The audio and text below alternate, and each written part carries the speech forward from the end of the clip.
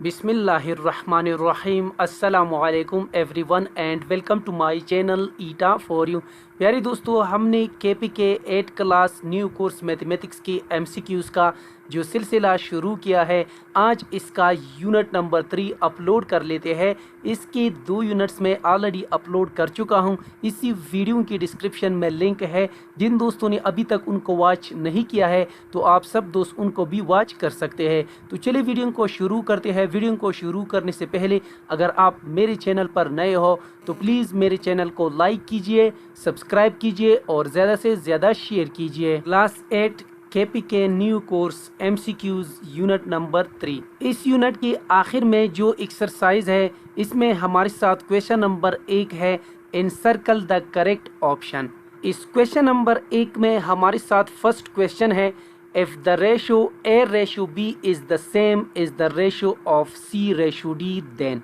इस सवाल में कहते हैं कि अगर A/B ये C/D के बिल्कुल बराबर है तो फिर इसके लिए प्रोपोर्शन का कौन सा सही फार्मूला यूज़ होगा, या इसको हम किस तरह लिख सकते हैं। इसका राइट ऑप्शन है option B, A/B proportion sign C/D। क्योंकि प्रोपोर्शन की तारीफ हम इस तरह कर सकते हैं, the equality of two ratios is called proportion.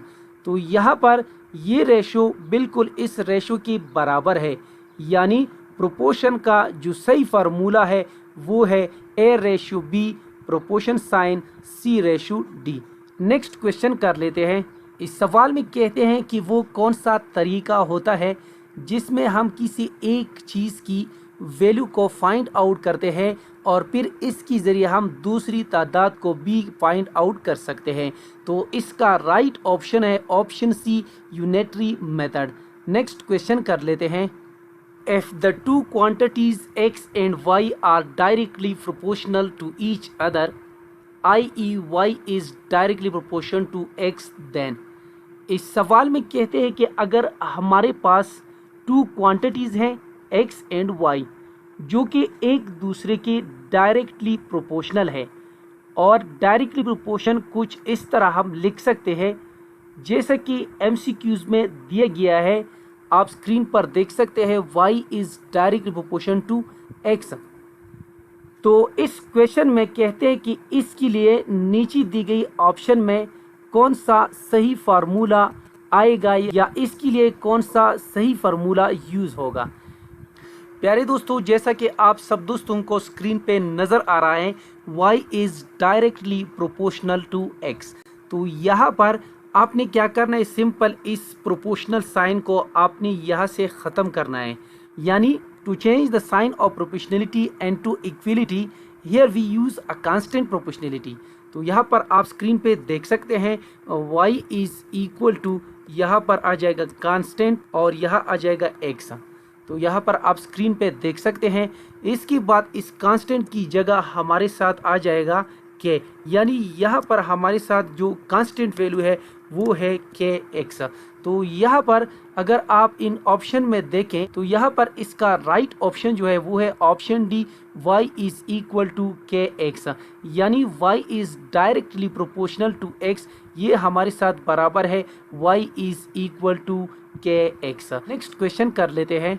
If the selling price of a thing or good is more than its cost price, we can say that there is a।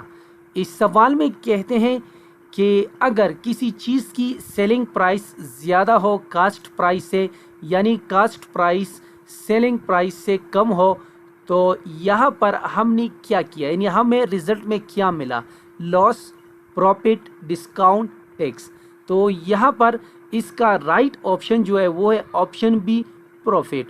मसलन अगर हमने 10 पेंसिल्स RS50 में cost किया और इसको हमने cell किया 60 में, तो इसका मतलब ये हुआ कि यहाँ पर सेल प्राइस जो है वो ज़्यादा है, यानी हमने यहाँ पर प्रॉफिट किया है, मुनाफा किया है।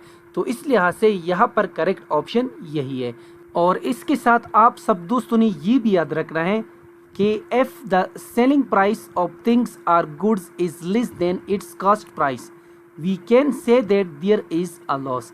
यानी अगर हमारे पास सेलिंग प्राइस जो है और किसी भी चीज़ की सेलिंग प्राइस जो है वो बहुत कम हो और जो कास्ट प्राइस हो वो बहुत ज़्यादा हो, तो इसका मतलब ये हुआ कि हमें नुकसान मिला है। लेकिन इस लिहाज से यहाँ पर करेक्ट ऑप्शन है ऑप्शन बी, क्योंकि यहाँ पर जो सेलिंग प्राइस है वो कास्ट प्राइस से ज़्यादा है, यानी हमें जो रिज़ल्ट में मिला है वो है मुनाफा यानी प्रॉफिट।